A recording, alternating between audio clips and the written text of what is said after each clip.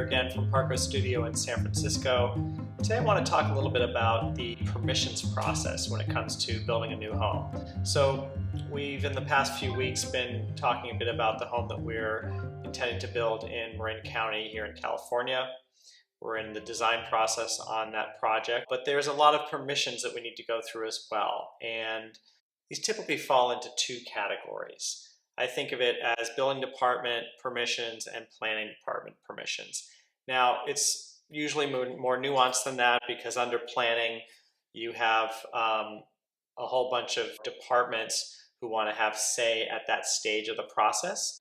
You get your planning department permissions first, and then once they've granted you permission to go ahead, then you go and get your building department permissions. Now, the building department typically is pretty simple. It's a code-driven process. There's a building code. You comply with the building code, and you don't usually have a problem. There's some fuzzy areas here and there that code officials like to poke architects on from time to time, but typically that's pretty easily resolved. You make a change to the drawing, you resubmit your drawings, and you're taken care of. It's the first piece here where we're dealing with the planning department and the various departments that fall either under or adjacent to planning who get involved at that early stage where we can sometimes run into some challenges. These other departments typically are the health department and the fire department, and there are sometimes other departments involved as well, but typically those are kind of two of the big ones. Now, we call this whole process entitlements within the profession.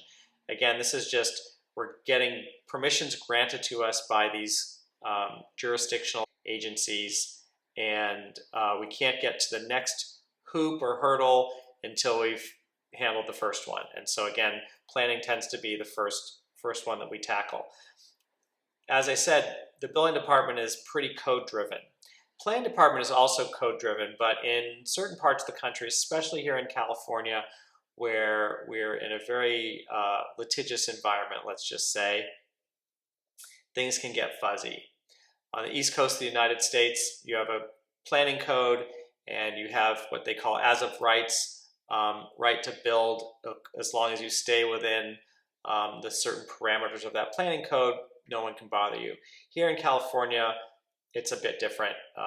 Really, any of your neighbors can chime in and argue that they don't like what you're doing, even if it falls fully within planning guidelines. And that opens a whole can of worms, and basically the planners don't really want to push back too hard on neighbors, but on the other hand, they're bound to really let you do what you want to do so long as you're doing it within the regulations. And so there becomes this gray area that can be very time consuming and costly.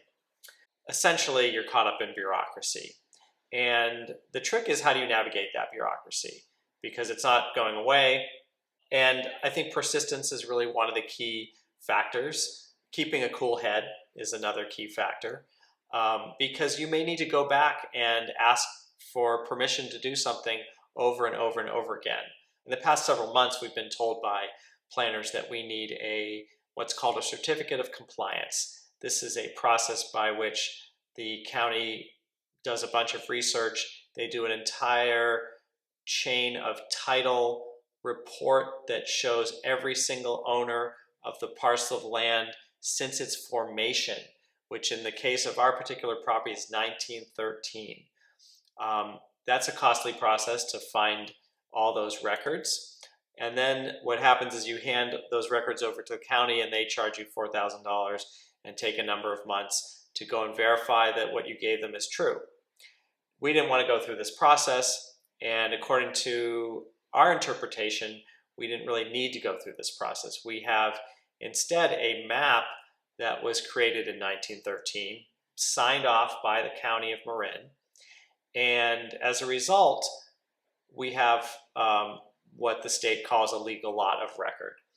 And that legal lot of record at that point really constitutes a certificate of compliance, meaning that there's nothing more to do. We have the appropriate document that says this lot was created on such and such a date, and the county approved it, and we don't need to prove anything else other than that. That said, we still did need to go back to the county about 6 times until we found a planner who actually understood the law well enough to say, actually, you're right. You don't need to go through this whole certificate of compliance process, spend thousands of dollars, take months of your time. What you have in hand is already enough. And so, it just took our persistence, and it took another thing, which is really having the right people on your side. Trusted advisors, experts, and a network of those experts who can bounce ideas off one another and help you arrive at correct conclusions. So going into this process, we weren't really sure exactly what we needed. We thought we didn't need a certificate of compliance. Some planners told us that we did. We thought about it and still didn't believe that we did. And so we started calling around to our friends. We talked to our civil engineering friends. We talked to some friends of theirs who are title research experts. And we really worked our network and bounced this problem around between a whole host of professionals. And really the feedback we kept getting was absolutely, you have all the documents you need in hand. There's nothing more you need.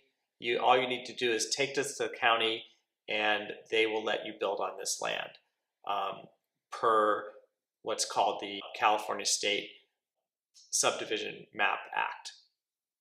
So this doesn't mean the planners understand that.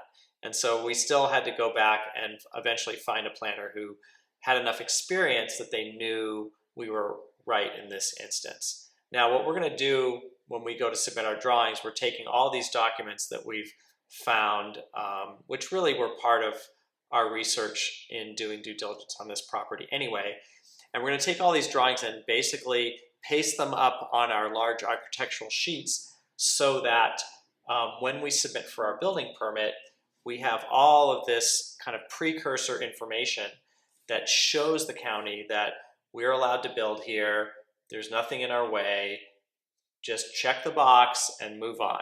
And this is the process. There are so many parts of the process that look a lot like this. This is really the first one we've encountered on this particular project, but there will be more to come for sure, because this is just how it goes. You're dealing with a bureaucracy and a relatively fuzzy set of codes or regulations with regard to the planning code, and things like design review committees and other, again, kind of gray areas where there isn't a strict code that you're following per se.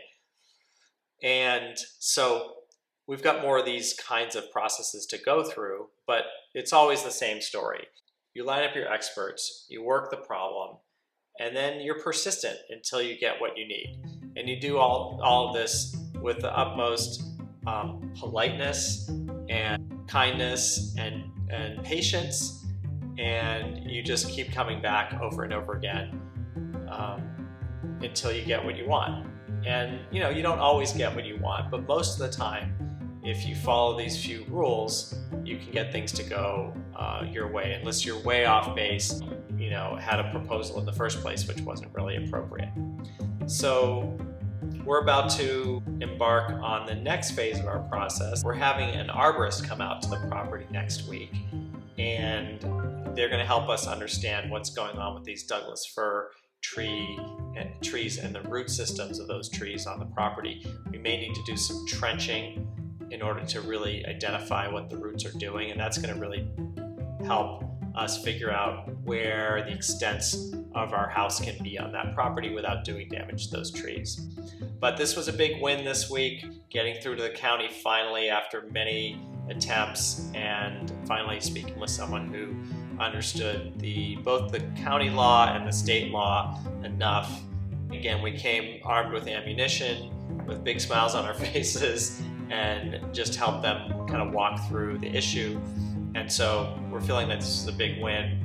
We feel confident now that once we understand this next piece, which is what's going on with our root systems on the property, it's time to really start drawing and drawing fast. We'd like to get into design review and start talking to the fire department and the health department and looking at our septic system and some of these other bigger site conditions pretty soon. And so we have to start really laying things out to do that. But again, we want to check on the conditions with these trees and their roots before we settle on a definitive solution. So you can expect that next, and thanks for watching.